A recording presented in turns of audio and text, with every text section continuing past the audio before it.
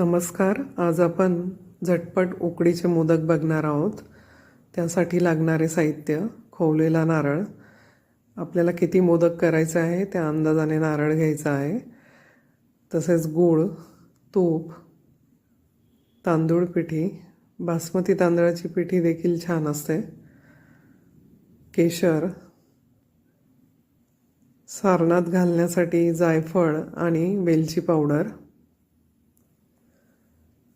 आपण नारळ आदल्या दिवशी खोवून ठेवला तरी फ्रीजमध्ये अतिशय छान राहतो. सारण पण आपण आदल्या दिवशी करून ठेवू शकतो. गूळ साधारण जेवढा नारळ असेल त्यापेक्षा थोडा कमी गूळ घ्यायचा आहे. एकीकडे उकड काढण्यासाठी पाणी गरम करून घेतलं आहे. पाण्याला उकळी आल्यावर त्यात थोडं मीठ आणि तूप घालायचं आहे. साधारण 1 ते 1.5 चमचा तूप घालायचं. 1 ग्लास तांदूळ पिठी असेल तर 1 ग्लास पाणी साधारण